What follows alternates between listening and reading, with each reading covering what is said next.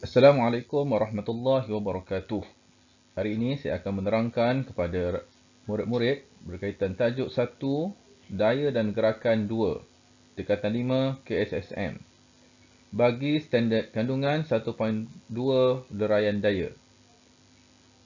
Perkara yang kita akan sentuh pada pembelajaran hari ini ialah pertama, bagaimana untuk meneraikan daya kepada dua komponen, dan yang kedua, menyelesaikan masalah melibatkan leraian daya.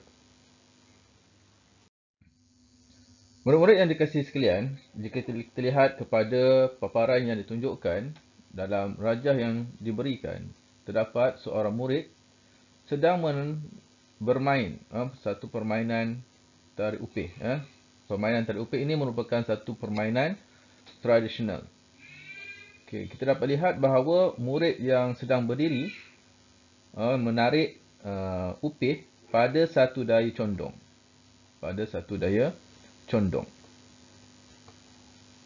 Okay, daya yang diberikan oleh pelajar pertama. Okay, kemudian kita dapati bahawa pelajar yang kedua bergerak pada satah mengufuk. Mengapakah ini berlaku? Sedangkan daya yang dikenakan oleh pelajar berbaju kuning adalah secara condong. Okey, perkara inilah yang kita akan sentuh pada hari ini berkaitan dengan leraian daya. Jadi apakah yang dimaksudkan dengan leraian daya? Okey, leraian daya ialah proses meleraikan satu daya tunggal kepada dua komponen daya, iaitu pada daya mengufuk dan juga daya menegak. Okey, apakah leraian daya? Leraian daya ialah proses meleraikan daya tunggal, meleraikan satu daya tunggal kepada komponen-komponen daya.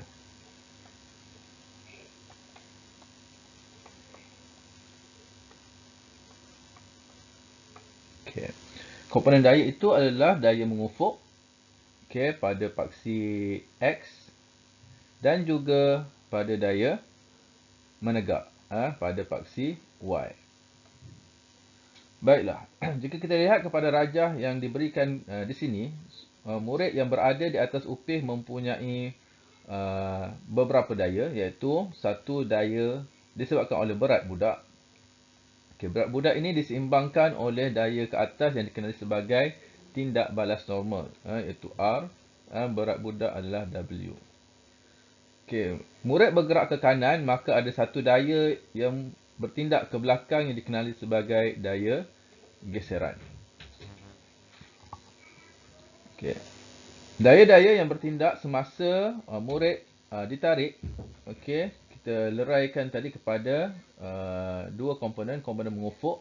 Jadi komponen mengufuk yang dihasilkan oleh tarikan atau daya yang dikenakan oleh pelajar yang menarik digunakan untuk menentang arah geseran ataupun akan menyeimbangkan lagi nanti.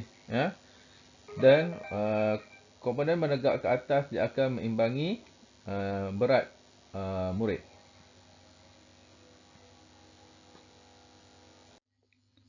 Okey, baik, kita akan lihat kat sini bagaimana kita nak meneraikan satu daya ya. Okey, jika berdasarkan kepada pernyataan statement kat sini menunjukkan satu daya. Rajah menunjukkan satu daya F dan bertindak kepada sebuah bongkah kecil pada sudut condong. Okey, ada satu sudut condong kat sini. Okey, ada theta dah di atas ufukan. Okay, leraikan daya F kepada dua komponen dan magnitud bagi dua komponen tersebut boleh dilakukan dengan mengikut langkah-langkah berikut. Okey, jadi apabila awak dapat, murid-murid dapat berkaitan dengan daya yang condong, perkara yang pertama yang perlu pelajar-pelajar buat adalah meleraikan daya condong ini kepada dua komponen, iaitu komponen mengufuk dan juga komponen menegak. Okey, komponen mengufuk dan juga komponen menegak. Okey, komponen pada komponen fx dan juga komponen pada fy. Okey, apabila kita dah leraikan tadi kepada dua komponen fx dan juga fy. Okey, kalau kita rujuk kepada rajah yang pertama ni, okey, kena leraikan. So membentuk kat sini akan membentuk segi 4. Berdasarkan apa yang kita belajar dalam tajuk sebelum ini, kita akan ada dua daya. Kita ada dua daya. Nak dapatkan daya paduan, kita buat segi 4. Okey, kemudian kita sambungkan daripada mula perpenjuru kan untuk dapatkan daya paduan. So maksudnya untuk kes pada hari ini kita songsangkan pergerakan tersebut. Maksudnya kita ada satu daya tunggal dan kita pecahkan kepada dua daya. Di mana komponen daya yang kita baru hasilkan ini iaitu komponen mengufuk dan juga komponen menegak mesti bersudut tepat ataupun mesti secara berserenjang antara satu sama lain. Okey, so ini berserenjang lah, perlu berserenjang antara satu sama lain. Okey, itu kita dah leraikan tadi. Bagaimana kita nak menghitung komponen bagi daya mengufuk dan juga daya menegak. Okey, jika kat sini dapat lihatlah step yang seterusnya, hitungkan magnitude komponen fx sama dengan f cos theta. Okey, yang mengufuk gunakan f cos theta, manakala fy adalah menggunakan f sin theta. So macam mana rumus ni terhasil? Rumus ni terhasil berdasarkan kepada pengetahuan ataupun ilmu trigonometri. Okey, kita lihat dulu untuk tangent, untuk cos. Okey, berdasarkan ilmu matematik, cos theta adalah bersamaan dengan sebelah. Okey, garis bersebelahan bahagi dengan garis hipotenus kan? Hipotenus. Okey. So, berdasarkan kepada situasi yang ada dalam rajah kita ini, okey, garis yang bersebelahan dengan sudut theta, garisnya adalah fx. Okey, manakala hipotenus bagi situasi kat sini adalah f. Okey, jika kita susun kembali rumus ni, kita akan dapat bahawa fx adalah sama dengan f cos theta. Okey. Begitu juga dengan situasi bagi sin. Situasi bagi sin.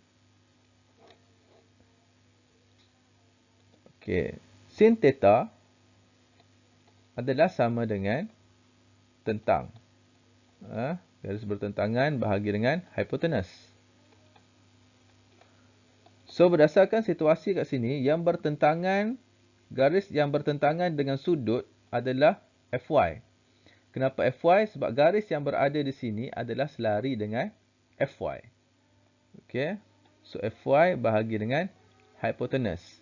So, apabila kita susun, kita akan dapat fy adalah sama dengan f sin theta. Okay. Baik, kita cuba lihat kepada aktiviti 1.5. Okey, di mana aktiviti ini bertujuan untuk meneraikan daya kepada dua komponen daya bagi objek yang bergerak pada arah yang tidak selari dengan arah tindakan daya. Okey, situasinya kat sini ada seorang perempuan sedang mengemuk lantai di mana daya tolakan yang dikenakan adalah 32 darjah. Okey. Soalan minta teliti rajah 1.17 dan tentukan magnitud. Tentukan magnitud bagi komponen daya mengufuk dan juga komponen daya menegak. Jadi apabila dapat situasi soalan ini, kita cuba leraikan. Okey, kita lukiskan dulu satu daya. Daya ni condong. Okey. Mana dia punya nilai daya yang dikenakan adalah F bersamaan dengan 32 Newton. So, apabila daya ini condong, perkara pertama yang kita kena buat adalah kita kena leraikan dia kepada dua komponen, iaitu komponen yang mengufuk dan juga komponen yang menegak. Okay, dalam soalan juga, dia telah nyatakan sudut 60 ni. Okey, kalau sudut 60 ni kita lihat dia adalah di antara daya yang dikenakan dengan komponen mengufuk. So kita pindahkan dalam rajah yang kita buat tadi, 60 adalah 60 darjah adalah sudut di antara daya yang dikenakan dengan komponen mengufuk, iaitu Fx. Okey. So rajah kita dah dapat satu rajah berkaitan dengan daya yang kita leraikan tadi. So daripada daya yang kita leraikan ni, barulah kita boleh selesaikan masalah yang diberikan. So yang pertama minta adalah komponen mengufuk. So komponen mengufuk kat sini adalah merujuk kepada Fx. So berdasarkan rumus tadi, Fx adalah bersamaan dengan F cos theta. Okey, so masukkan sahaja nilai. F adalah 32 darjah. Okey, cos adalah sudut yang bersebelahan dengan X, iaitu 60 darjah.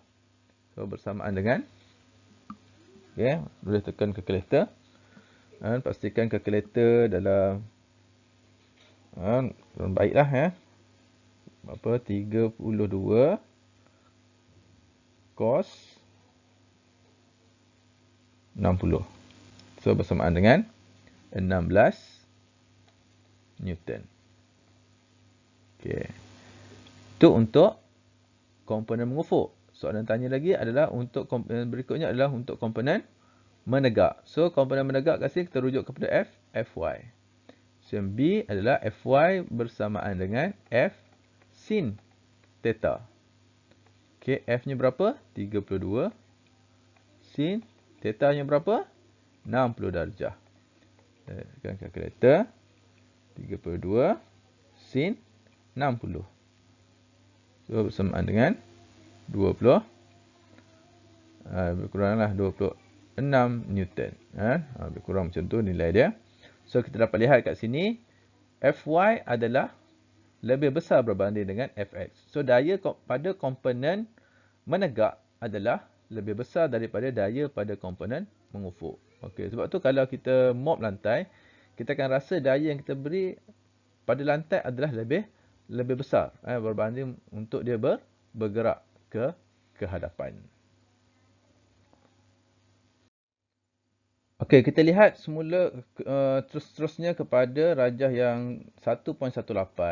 Okey, kalau rajah 1.18 ni kita dapati bahawa seorang murid sedang bermain gelonsor, papan gelonsor, di mana sudut papan gelonsor adalah 50 darjah, manakala berat murid adalah bersamaan dengan 300 Newton. Okey. Murid sekalian jangan terkelirulah dalam soalan ni dia bagi berat. Sebelum ni kita belajar berkaitan dengan daya. Okey, jangan risau sebab sebenarnya kita dah belajar semasa ke tempat, daya dengan berat ni sama. Sebab tarifan bagi berat adalah daya yang disebabkan oleh tarikan graviti. Kita tengok unit lah, unit pun sama, Newton kan. Daya pun Newton. Okey, jadi tak ada masalah kat situ. Okey, apa yang perlu dibuat sekarang, kita lukis dulu satu condong sebab kita nak tengok macam mana kita nak leraikan daya yang diberikan dalam soalan ni. Okey, satu condong macam ni. Okey, kemudian ada budak contohnya. Okey, daya yang diberikan ada ke bawah. Okey, berat Okey. Berat ke bawah. Okey, ni W dia. Bersamaan dengan 300 Newton. Okey, ada sudut yang diberikan kat sini. Ini 50 Newton, 50 darjah. Okey, perkara pertama yang kita kena buat adalah kita kena leraikan berat dia. Okey, nak leraikan berat ni, yang pertama kita cari yang mengufuk dulu. Yang mengufuk, daya yang mengufuk mestilah selari. Yang mengufuk mesti selari dengan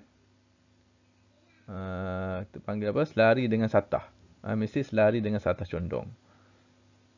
Okay, so kita buat. So yang selari dengan satah condong ini adalah Wx dia.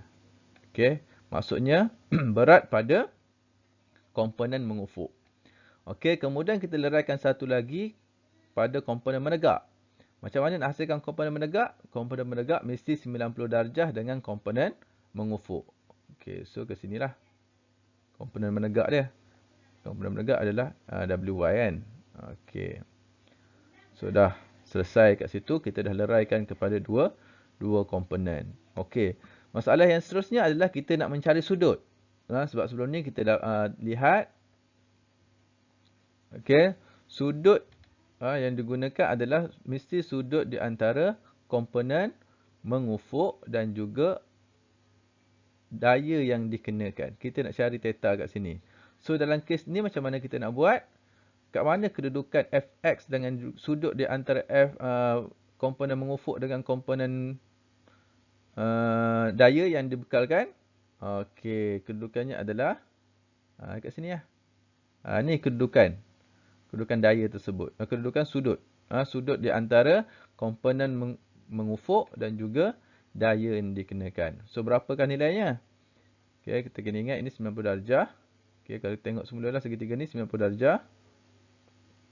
Okey, 90. Gangguan kat situ. 90. Astaghfirullahaladzim. 90. Tak nak. 90. Sini 50. Jadi, kat sini berapa? Sebab sudut dalam segitiga mesti 180. 180 tolak 90. Tolak 50. Jadi kat sini tinggal 40 darjah. Okey. So, theta dalam kes ni adalah bersamaan dengan 40 darjah. Jadi, barulah kita selesaikan soalan. So, yang A, apa A minta? Okey, A dia minta berat murid yang selari dengan sarta condong. So, yang selari dengan sarta condong kat mana? Yang selari dengan sarta condong adalah WX. So, WX adalah sama dengan W cos theta. Berapa theta? Theta adalah 40. Okey, theta 40. Kenapa theta 40? Sebab kita ambil sudut yang berada di antara komponen mengufuk dan juga daya yang diberikan. Okey, so 300 cos 40 darjah.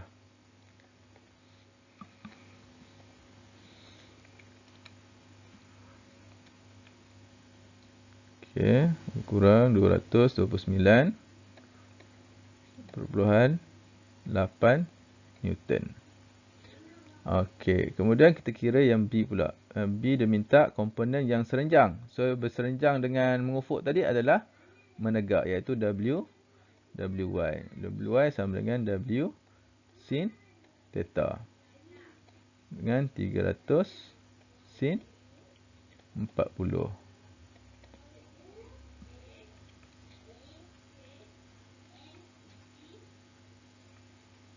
Okey, 192.88 Newton. Okey, so sekarang ni maksudnya dia boleh bergerak ke bawah lah sebab dayanya lebih besar. Okey, sekarang kita lihat kepada kaedah menyelesaikan masalah melibatkan daya paduan dan leraian daya. Okey, contoh pertama yang kita akan lihat dalam merujuk kepada Rajah 1.19, sebuah bongkah kayu sedang ditarik oleh daya T.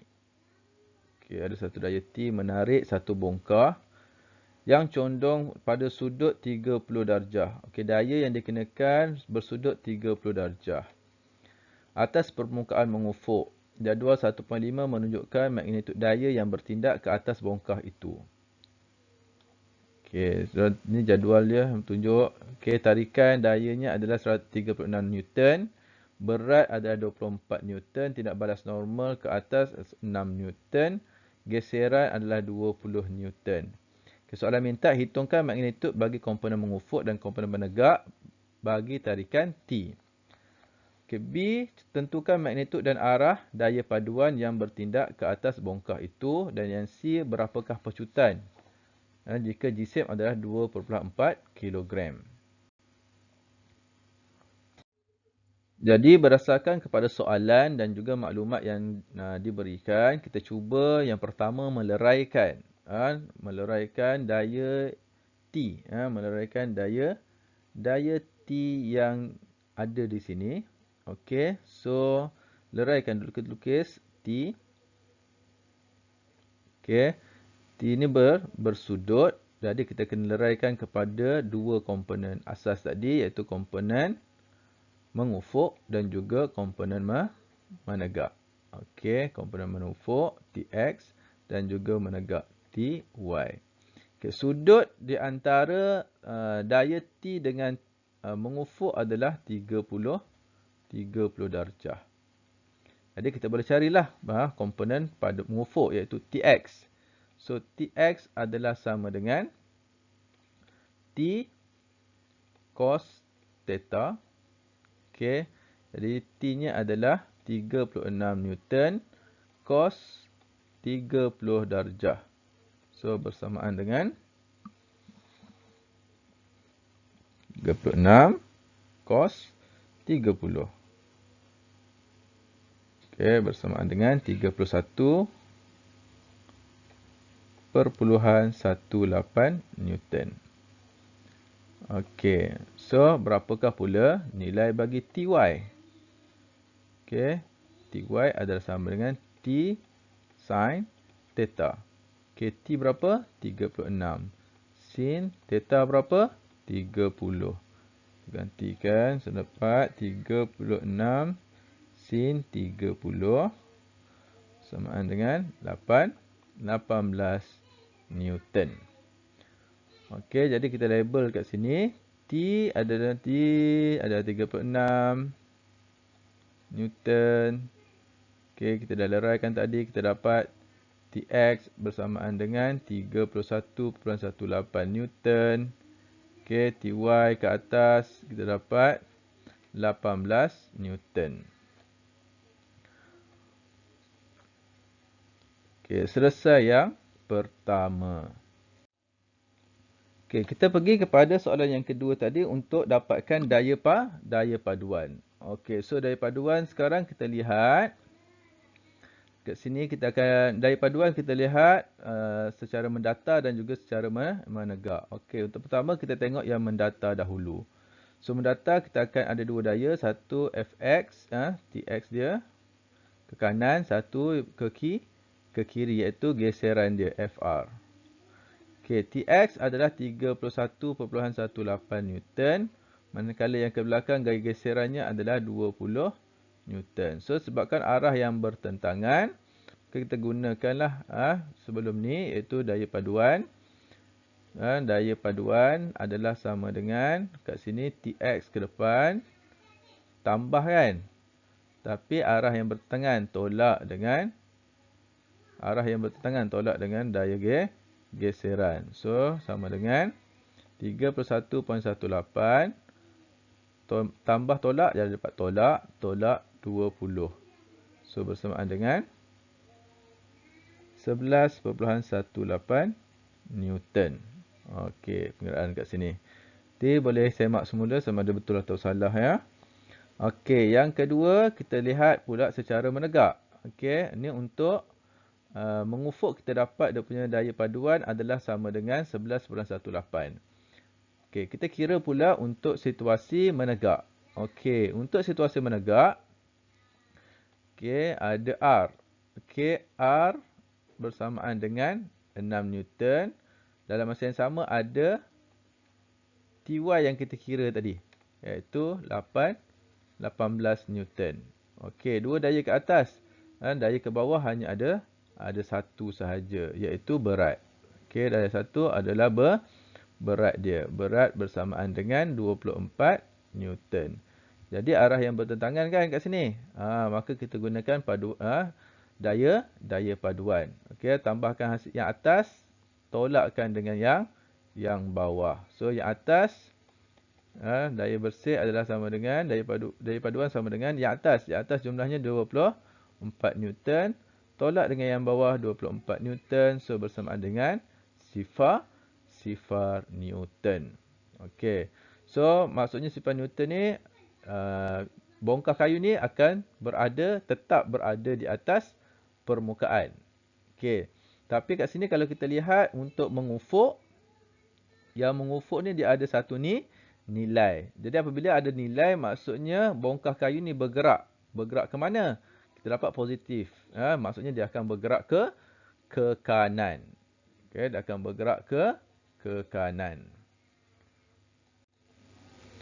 Baik, kita pergi kepada soalan yang ketiga tadi, itu mencari pecutan. Okey. Berdasarkan pengiraan sebelum ni, kita dah dapat bahawa bongkah ni akan bergerak ke kanan. Bergerak ke kanan. Okey, kita tengok apakah formula dia. Formulanya adalah daya bersih bersamaan dengan MA. Daya bersih tadi kita dah kira. Kat bawah kita akan dapat 11.18 Newton. Okey, jisim bagi bongkah dia beri dalam soalan ialah 2.4 kilogram, maka A. So kita dapat dari A adalah sama dengan 11.18 bahagi dengan 2.4. Okey, bersamaan dengan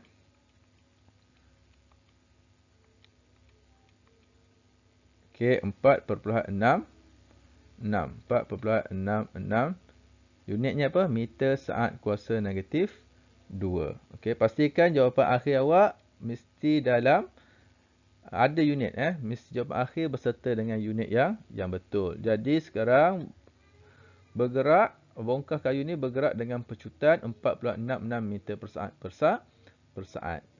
Okey, persoalan, kenapa boleh memecut?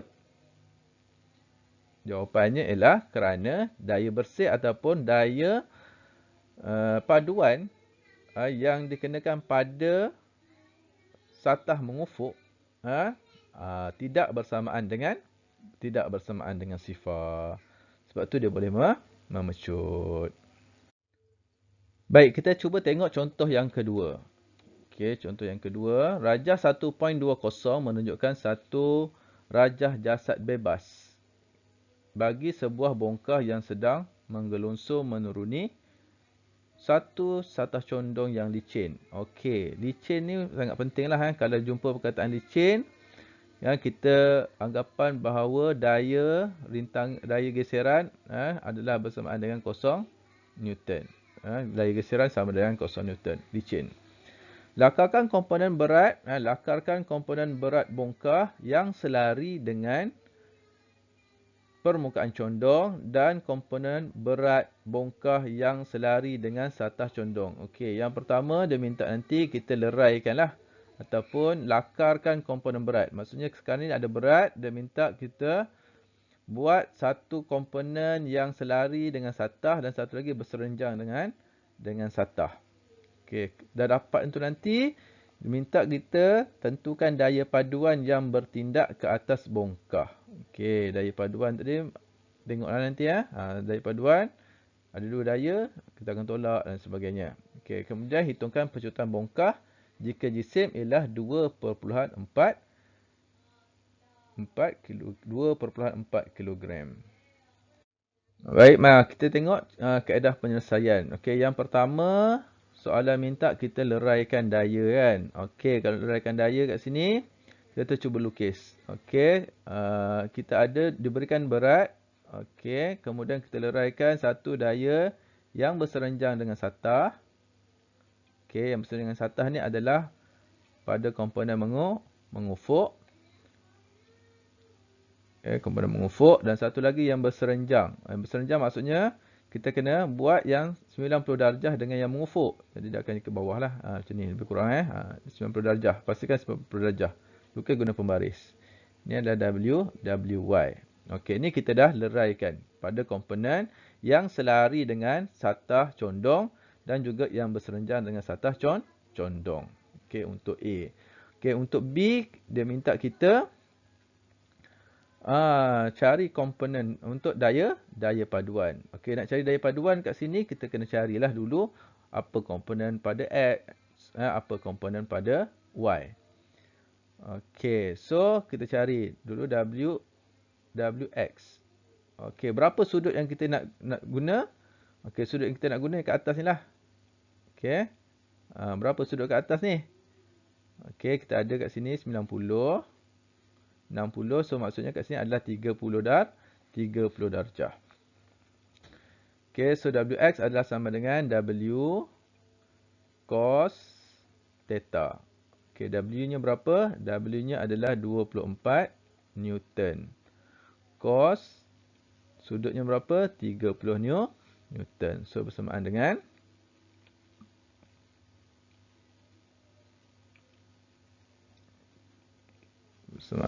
20.78 Newton.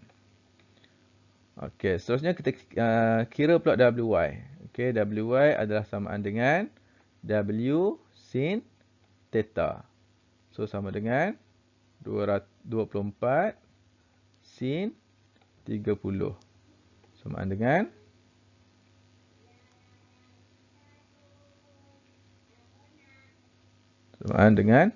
12 Newton. Okey, kita dah dapat nilai Wx, Wy. Okey, sekarang barulah kita cari daya paduan. Okey, pertama daya paduan yang daya paduan yang berada pada sama dengan satah ni. Yang selari dengan satah. Okey, kalau untuk yang pada satah condong ni, yang selari kat sini, dia hanya ada satu daya je, iaitu daya Wx. Okey, daya geseran dia tak ada. Daya geseran tak ada. Sebab apa daya geseran tak ada? Geseran bersamaan kosong Newton tadi sebab dia licin. So, daya pada komponen X adalah samaan dengan Wx lah. Itu 20.78 Newton. Ini daya paduan pada X. Okey, daya paduan pada Y. Okey, kalau kita tengok daya paduan kat Y ni ada dua lah. Ada dua kat sini. Tengok kat Y. Okey, kat sini kita ada daya tindak balas normal ke atas R. Lepas tu yang menentang dia adalah WY kan. Okey, so berapa kat sini? R-nya berapa? 12. Okey, WY kita kira tadi kat atas 12 juga. So bersamaan dengan sifar Newton. Okey, so daya paduan pada Fy tak ada. Hanya ada pada daya paduan pada komponen mengufuk iaitu 20.78 Newton. Okey. Baiklah, seterusnya soalan C tadi diminta kirakan pecutan. Apabila jisim yang diberikan adalah berapa jisim dia tadi? Jisim M adalah bersamaan dengan 2.4 kilogram. Okey, so kita nak tengok yang mana yang ada daya bersih. Kan? Sebab kita guna F bersih adalah sama dengan MA. Kita guna rumus ni lah. Okey, yang ada tadi adalah pada komponen X sahaja. Komponen yang menegak bersamaan dengan sifar berdasarkan pengiraan kita tadi lah. Okey, jadi kat sini Fnet-nya adalah 20.78. Berapa jisim dia? Jisimnya 2.4 kilogram. Sedarab dengan A. So, A tekan je kalkulator. 20 bahagi dengan 20.78 bahagi dengan 2.4. Maka kita dapat A. A adalah bersamaan dengan 8.66 meter saat. Kuasa negatif 2. Maksudnya nanti bongkah kayu ni dia menuruni satah condong ni dengan pecutan 8.66 meter saat. Kuasa negatif 2. Baiklah murid sekalian, itu sahaja pembelajaran kita pada kali ini. Jika ada persoalan boleh hubungi saya. Sekian, Assalamualaikum warahmatullahi wabarakatuh.